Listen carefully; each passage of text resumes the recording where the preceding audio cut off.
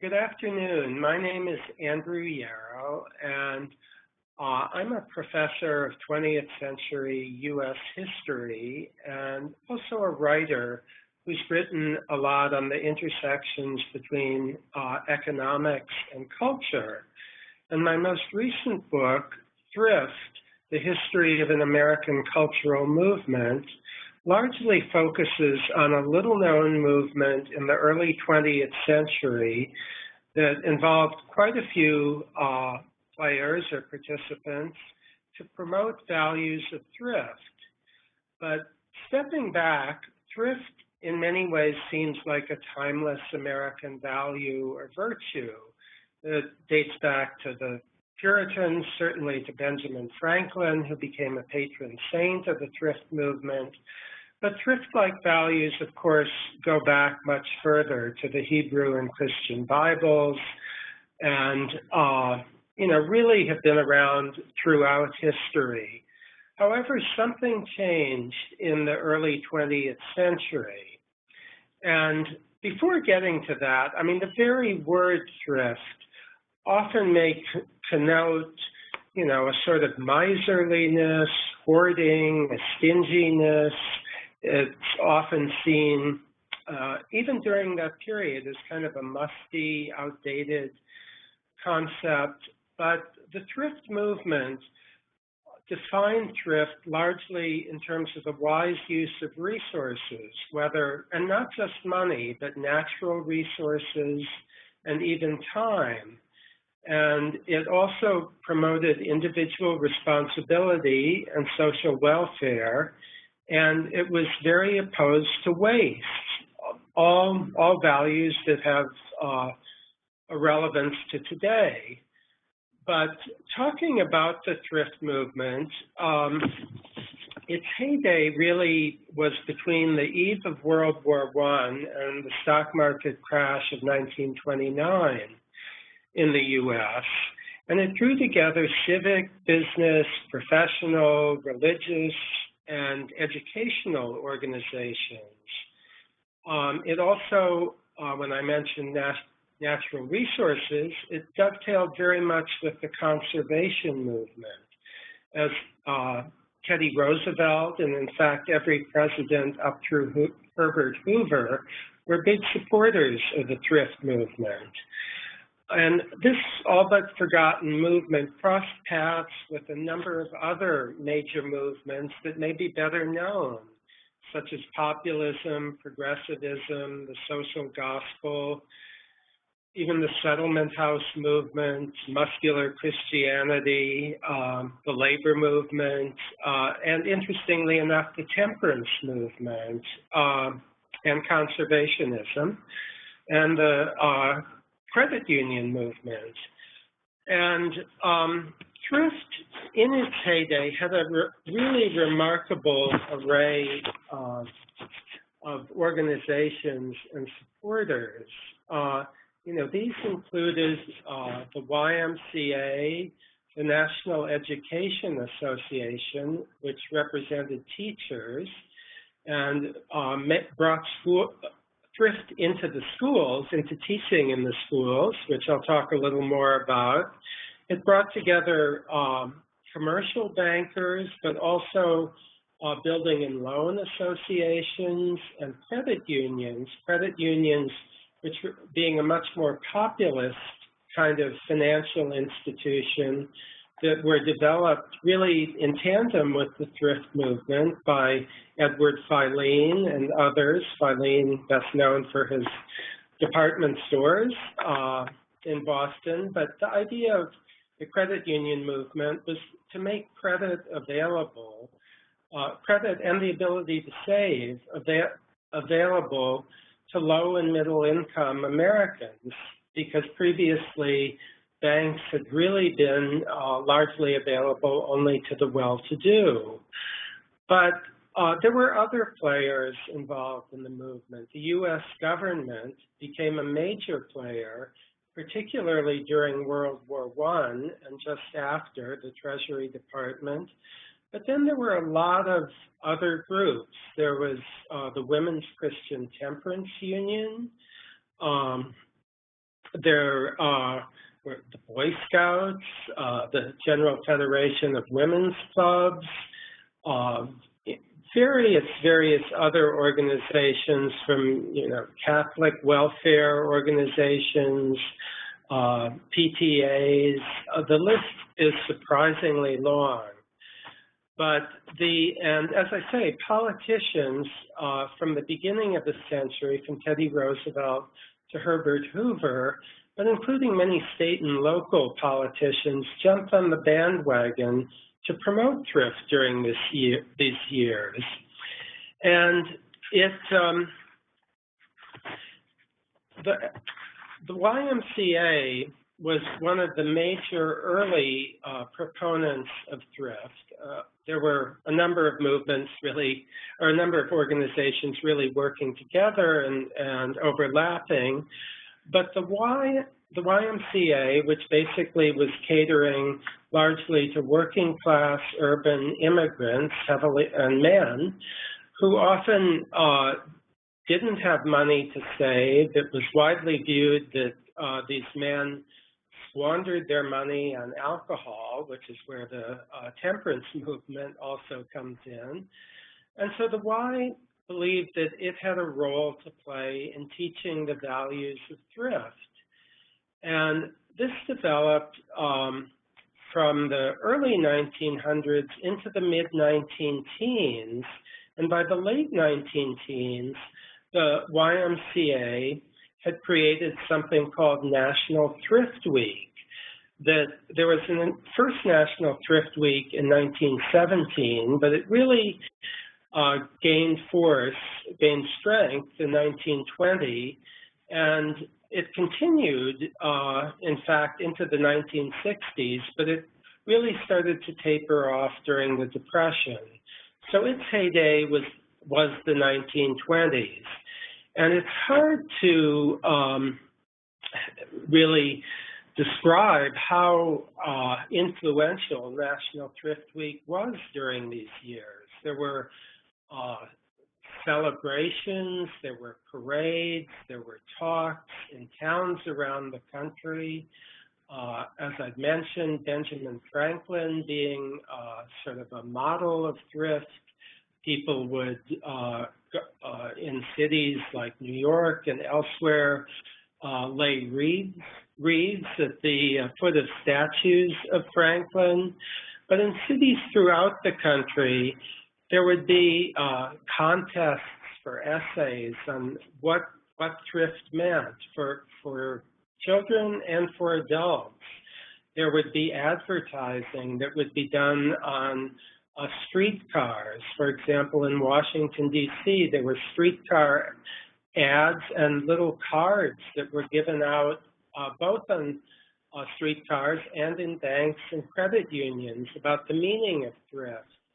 And Thrift Week had 7 distinct days. And each day of Thrift Week was devoted to a different sort of practical aspect of thrift, such as home ownership, life insurance, budgeting, making a will, and having a bank account. And these varied a little from year to year, but they were the basic themes.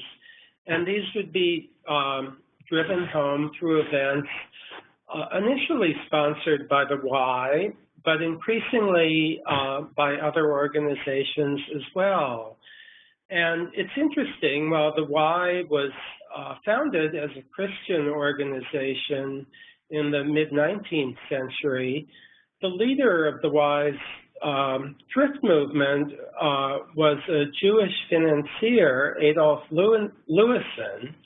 And so the movement became a very ecumenical movement, drawing people of many religions, many political backgrounds, from the left to the right. But it became extremely involved, not only with Thrift Week, but developing publications about thrift and many posters about thrift, many very sort of moralistic posters about thrift. For example, there was one poster of a sinking ship behind the caption, "Beware of small expenses," and a huge hand marked "unpaid bills," grasping for a man surrounded by rocks labeled "collectors," "loan sharks," "salary garnishee," "worry," "loss of self-respect." So there was a strong moral dimension that, may seem a little dated today, but the Y did some wonderful posters and used some of the finest illustrators, including one of the first Pulitzer Prize winners for illustration in the 1920s. But the Y, as I say, was not the only player. By the mid-19-teens, a man named Simon William Strauss founded something called the American Society for Thrift in Chicago. And Strauss was a banker, and he took it upon himself to organize an international thrift congress in 1915 in San Francisco. And he did this very cleverly to coincide with the annual national meeting of teachers, the National Education Association, which today we think of more as a union, but then was really much more of a professional group. And so Strauss, meeting in San Francisco, went across the bay to Oakland, where the NEA was meeting, and started to push the idea of teaching thrift in the schools. And this, there have been some teaching in the schools, which I'll talk about more in a few minutes, but he really won the NEA over and won School Teachers of America over to the point that by the late 1920s, about 1 in 4 K through 12 students were involved with so-called school savings banks, and more than that number had education in thrift in their schools. But more on the school savings banks in a moment. Also, of course, what was happening in the 19-teens, America got drawn into World War I in 1917. And President Wilson and his Treasury Department called on Americans to sacrifice, to raise money for small denomination bonds and stamps, thrift stamps, to help finance the war. And this was really a new way of financing wars in American history. And so the Treasury became a huge promoter of thrift as it sold thrift bonds in denominations, for example, of $4 that would come due 5 or 6 years later and be worth $5. They would sell thrift stamps ranging from 25 cents on up. These would be sold in the schools, sold pretty much everywhere. And the Treasury, together with the Committee on Public Information, which was America's first sort of propaganda outfit, led by a man named George Creel, produced countless booklets to promote thrift and to promote the thrift bond and stamp campaigns. And there were, he also drew in other departments of government, like the Department of Agriculture's Bureau of Home Economics, the Bureau of Education, and even had many of these thrift booklets recognizing the number of immigrants translated into languages from German and Italian to Yiddish and Chinese. So this was a major effort. And the government sent out people to speak across the nation about thrift in colleges, in churches, in movie theaters, synagogues, workplaces. And it's estimated that about 7.5 million speeches were given to about 300 million listeners. And this is in a country that had fewer than 100 million people at the time. And even some famous early movie stars participated, like Charlie Chaplin and Douglas Fairbanks. Continued to be a major player in promoting thrift even after World War I. And the idea of thrift and budgeting became so important that for the U.S. Congress created the Bureau of the Budget in 1921, which has become today's Office of Management and Budget, OMB. And it's hard to imagine the country without a budget office to sort of determine how government is spending its money and taking in receipts. But this was all a part of the ethos of thrift, to think about, what are our expenditures? What are wise expenditures? What is the money we're taking in that we're making, whether through tax revenues or individuals as workers? And to try to keep this in balance. So government continues to play a role throughout the 20s, particularly President Calvin Coolidge, Silent Cal, became a big proponent of thrift. And it was often said that one of the major requests in letters to Coolidge were for him to issue statements on National Thrift Week to towns around the country that would be read throughout the country. But while government and the YMCA and the American Society for Thrift were acting, there were also a lot of people starting to write books about thrift.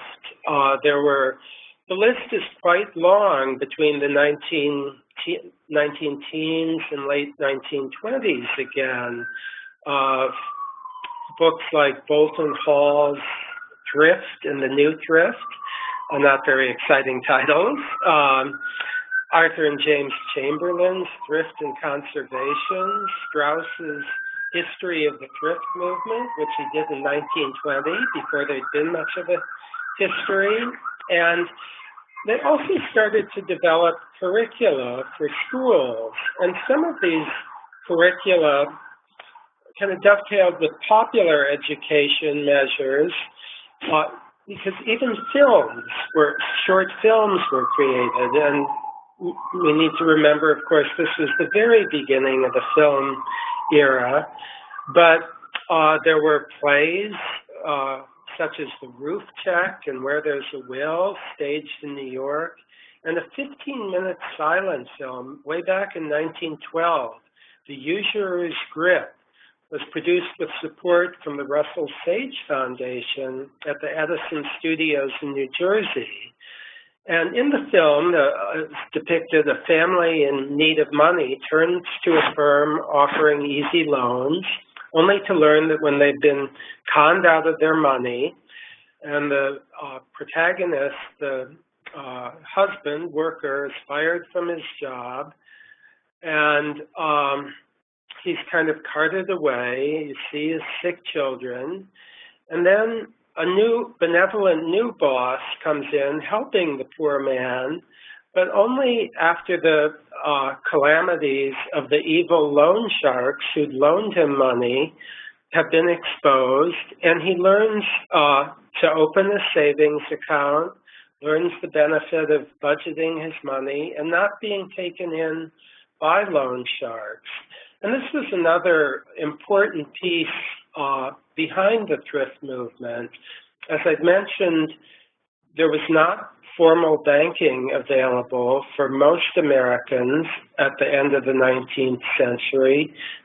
And so if people needed to borrow money, they often needed to turn to loan sharks charging exorbitant interest rates, much like what we call payday lenders today. And so, this was a major reason why the credit union movement got its start as part of the thrift movement. And then savings banks became very involved, and then even commercial banks. Some might say the commercial banks a little bit co-opted the movement, but they certainly started to encourage Americans to save and manage their money well by the 1920s. But perhaps certainly one of the most interesting pieces of the thrift movement was its work in the schools. And some of this goes back before the turn of the 20th century. In the late 19th century, there started to be some teaching of thrift in schools in New York City. But this was on a very small scale. But the person who really got the movement of teaching thrift in schools going was a woman from Philadelphia named Sarah Louisa Oberholzer. And she was a leader of the Women's Christian Temperance Movement, or Union, part of the temperance movement. And she became a leading advocate of school savings banks between the 1890s and 19-teens. And she went tirelessly around the country saying that the goals of these banks were no less than, as she put it in quotes, the inculcation of the principles of thrift, honesty and self-responsibility, the upbuilding through the schools of prosperity and stability for home and state, the improvement of the organic, social, and economical conditions under which we live, and the moral and financial. So Sarah Oberholzer became a tireless promoter of learning thrift, teaching thrift in the schools, and specifically through the development of school savings banks during the years between the 1890s and 19-teens, even though the school savings banks really only reached their peak in a huge way in the 1920s. And Oberholzer had very ambitious goals for teaching thrift, that it would solve many of the nation's problems, ranging from drunkenness and criminality to inequality and poverty, what she saw and many others in the thrift movement saw as the decline of character and responsibility. And Oberholzer cannot easily be defined politically.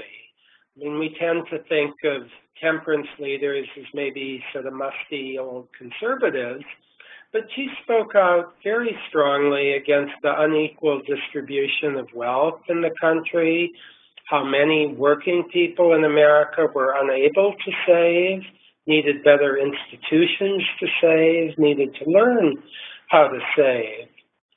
So her remedy was to teach thrift. And so school savings banks started to take off in schools throughout the country. And again, with the support of many of the organizations mentioned, certainly the teachers, and the National Education Association held several major conferences, national conferences in Washington in 1924 and 26, basically on ways to teach thrift, the pedagogy of thrift. And by the late 1920s, some 15,000 schools in America had school savings banks. And while they varied from school to school, some would simply be a classroom, there were actual kind of an infrastructure built to look like bank teller windows. But in a typical school, every Monday when roll was called, the students would deposit a few pennies into their thrift account on savings cards. And these would be little cards that would have, again, sort of moralistic, character-building mottos, like the habit of saving is an essential part of a true practical education. So the teachers would collect the deposits in an envelope that would then be forwarded to the principal of the school, and then send all the deposits onto a cooperating local savings bank. So savings banks around the country became huge players in supporting what was kind of a loss leader for them. It, little deposits of a few dollars, certainly didn't make the banks money, but they encouraged thrift. I mean, one might cynically say they were building customers of the future, but one might more generously say they were also they were extending financial services to the mass of Americans, and they were teaching savings. And so students would get a bank book, and when they had started to develop enough of an account, sometimes like a couple of dollars, $3, they'd start earning interest, which was about 3%, which today seems high, and later in the 20th century seemed low. But the students could withdraw money by writing checks if they were co-signed by a parent or principal, and students could bring their bank books home to their parents. And a big part of the school teaching of thrift and school savings bank movement was just this very fact of children bringing the message home to their parents. Even though parents were getting these messages from the government, from the YMCA, during National Thrift Weeks, during which lots of editorials, articles would be written. They were covered really in most of the major papers in the country. This was a way of inculcating thrift much more broadly in America. And it is interesting the role that that some of the banks played, and some of the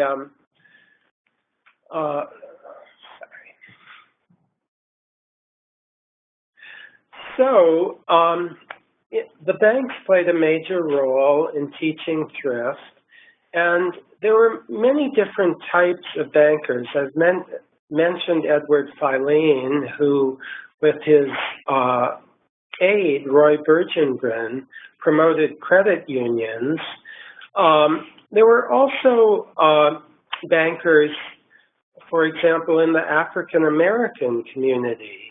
And in fact, certainly many African Americans, having endured centuries of oppression and still lacking rights and being largely poor in the early 20th century, certainly didn't have access to banking. But in fact, both the first African American bank in the United States and the first bank started by and headed by a woman, white, black, or of any background, was created in Richmond, Virginia by a woman named Maggie Lena Walker. There's a historical site there to see her bank. And she was a great promoter of thrift as well. And there were a lot of these local promoters of thrift. And I should mention with this, another way in which thrift was promoted beyond the school savings banks, the teaching in the schools, the posters, the speeches, the books, were these very elaborate thrift savings banks, mechanical banks, that have now become collector's items. They're beautiful looking banks. For example, one was in the shape of a cash register with Benjamin Franklin's picture on the side of it. And these were often given out by banks as a way to encourage savings. So thrift was promoted in a lot of ways. And just very briefly, the thrift movement had an international dimension as well. While it was very much American, it also extended into Western Europe, and there was an international thrift institute established in Milan, in Italy, in the mid-1920s. Sadly, one of the early speakers to it was Benito Mussolini, the fascist leader, but the international thrift movement, it really extended around the globe, from Australia to France. There's a big presence in France, to East Asia, to Eastern Europe. And the International Thrift Institute continued up until 1940, when a scheduled conference in Berlin was sadly after Hitler had launched World War II, which goes to say there were many reasons that the thrift movement declined or went out of favor. It was always a movement kind of at war with its times. The 1920s were certainly an era in which consumerism started to gain a big hold over many Americans. You had appliances, you had all sorts of consumer goods, you had selling on installment, on credit, encouraging Americans to buy. And so in some ways, the thrift movement can even be seen, looking back, as a first kind of protest against or reaction to rampant consumerism in America, long before the counterculture and leftists of the 1960s and 50s, 60s, 70s started attacking the consumer culture. But certainly after World War II, the message to save did not resonate well with Americans in a culture where people were encouraged through advertising on television and magazines to buy. And you had economic theory that basically argued that spending is what drove economic growth. So the spending, not savings, was encouraged. And that has really been the story in many ways down to the present, although there have been kind of countervailing movements in recent years. Again, the rise of such things as recycling and trying to conserve energy usage, and even the small house movement. And with Americans' both personal and national debt crises, there's certainly a big recognition that we as a country and we as individuals could be more thrifty, which is not to say that there are not many Americans who simply don't have the money to save, but don't have wages and earnings to permit them to save. But that's another story. And the message of thrift and conservation and wise use of resources is certainly a message that was important not only in the 19 teens and 20s, but should be important today in modern America. Thank you.